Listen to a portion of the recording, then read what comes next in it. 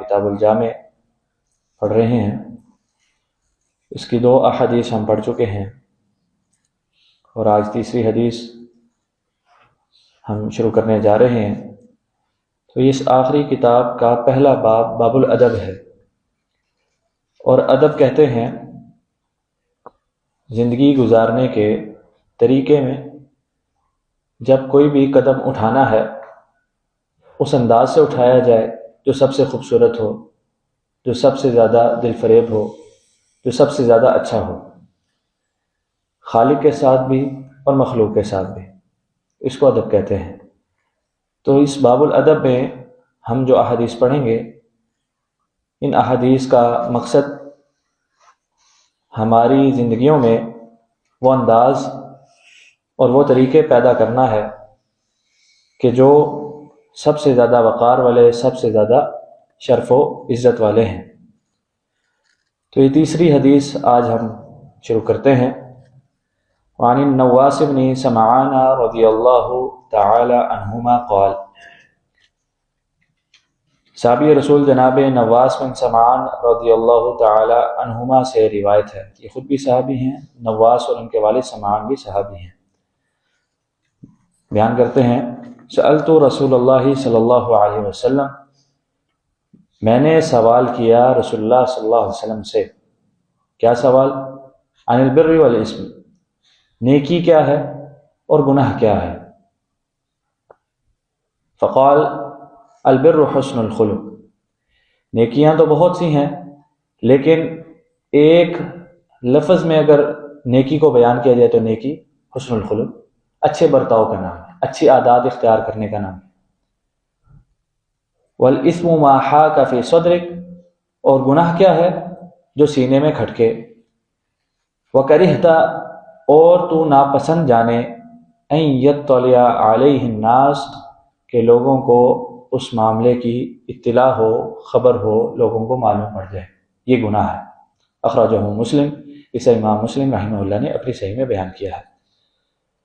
تو یہ بڑی مختصر حدیث ہے اور بڑے اختصار کے ساتھ حضور نے نیکی اور گناہ دونوں کو بیان کر دیا ہے۔ اچھے برتاؤ، رب تعالیٰ ہمارا سب سے بڑا مہربان ہے، ہمارے گناہوں کے باوجود ہمیں نوازتا ہے، ہمارے اوپر احسانات کرتا ہے۔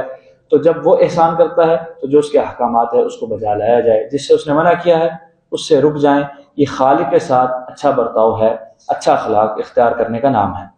اور مخلوق کے ساتھ جو طریقہ کار اختیار کرنے کا شریعت نے ہمیں کہا ہے، میں آپ کے ساتھ کیسے پیش آؤں گا، آپ میرے ساتھ کیسے، ہم پڑوسیوں کے ساتھ کیسے، باپ اولاد کے ساتھ کیسے، ماں اولاد کے ساتھ کیسے، اولاد والدین کے ساتھ کیسے، الغرض جو شریعت نے تعلیمات دی ہیں حقوق العباد میں، اس انداز سے برتاؤ اختیار کرنا یہ نیکی ہے۔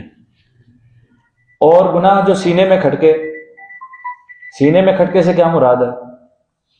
ایک گناہ تو وہ ہے جو رب تعالیٰ نے بتا دیا، رسول اللہ صلی اللہ علیہ وسلم نے بتا دیا کہ گناہ ہے، وہ تو گناہ ہے، وہ تو گناہ ہے، وہ تو انڈرسٹوڈ ہے، وہ گناہ ہے۔ جھوٹ گناہ ہے، شراب گناہ ہے، جوا گناہ ہے، زنا گناہ ہے، یہ گناہ ہے، یہ واضح ہیں۔ لیکن بعض اعمال ایسے ہیں، حضور فرماتے ہیں ان الحلال بین وان الحرام بین، کچھ حلال ہیں کچھ حرام ہیں، حلال بھی واضح ہیں حرام بھی واضح ہیں۔ وبینہما امور مشتبہات، بعض چیزیں درمیان میں کچھ ایسی ہیں کہ ان کا حکم مشتبہ ہے، نہ حلال معلوم پڑتا ہے کہ حلال ہے، نہ یہ پتہ چلتا ہے کہ وہ حرام ہے۔ ایسے امور کے حوالے سے حضور فرماتے ہیں جو ان اعمال سے رک جاتا ہے وہ اپنے دین اور عزت کو محفوظ کر لیتا ہے، اور جو ان میں پڑ جاتا ہے ان قریب وہ حرام میں بھی پڑ جاتا ہے۔ تو یہ جو اعمال ہیں ان کے حوالے سے ہمیں کیا حکم ہے؟ دع ما یریبک الی ما لا یریبک، جو چیز شک میں ڈالے اس کو چھوڑ دینا ہے، جو شک سے خالی چیز ہے اس کو اختیار کرنا ہے۔ تو والاسم ما حاک فی صدرک، جو سینے میں کھٹک رہی ہے، پتہ نہیں حلال ہے پتہ نہیں حرام، شریعت میں اس کا کوئی واضح حکم تو نہیں ہے، چلو کر لیتے ہیں، لیکن پتہ نہیں اللہ ناراض ہو، یہ جو کیفیت ہے یہ جب پیدا ہو تو وہ کیا ہے؟ وہ کیا ہے؟ حضور نے ایک صحابی کو سوال پوچھنے پر جواب دیا تھا، استفتی نفسک، اپنے آپ سے، اپنے نفس سے پوچھو، یہ جو میرے سے فتویٰ مانگ رہے ہو، سوال کر رہے ہو، جواب چاہ رہے ہو، اپنے نفس سے پوچھو، تمہارا دل گواہی دے گا کہ کیا ہے۔ تو جو دل کھٹکے میں پڑ جائے جس معاملے میں وہ گناہ ہے۔ اور دوسری چیز، گناہ کی دوسری علامت، لوگوں کو پتہ نہ چل جائے، لوگوں کو میں جو کر رہا ہوں لوگوں کو پتہ نہ چل جائے، اگر پتہ چل جائے گا تو یہ ہو جائے گا۔ جب یہ کیفیت پیدا ہو تو وہ بھی گناہ ہے۔ لیکن اس معاملے میں یاد رکھیے، اگر مخلوق خالق کے مقابلے میں کھڑی ہے، آپ کو پتہ ہے رب کا حکم ہے، اور آگے مخلوق کھڑی ہے باپ کی صورت میں، ماں کی صورت میں، برادری کی صورت میں، بہن کی صورت میں، بھائی کی صورت میں، بیوی کی صورت میں، اولاد کی صورت، کسی صورت میں، حتیٰ کاروبار کی صورت میں، جب مخلوق خالق کے سامنے کھڑی ہو جائے گی، پھر اصول کیا ہے؟ لا طاعۃ لمخلوق فی معصیۃ الخالق، خالق کی نافرمانی میں مخلوق کی پھر کوئی اطاعت، مخلوق کی پھر اطاعت، پھر یہ نہیں دیکھا جائے گا کہ لوگ کیا کہیں گے۔ لیکن جو معاملہ خالق کی بھی نافرمانی کا ہے، مخلوق سے بھی اندیشہ ہے کہ پتہ چلے گا عزت خراب ہوگی، یہ ہوگا وہ، وہاں پر انسان کو پھر جان لینا چاہیے وہ گناہ ہے۔ رب تعالیٰ سے دعا ہے رب تعالیٰ ہمیں نیکیوں کو اختیار کرنے کی اور گناہوں سے بچنے کی توفیق عطا فرمائے۔ وما توفیق الا باللہ علیہ توکلت و الیہ انیب۔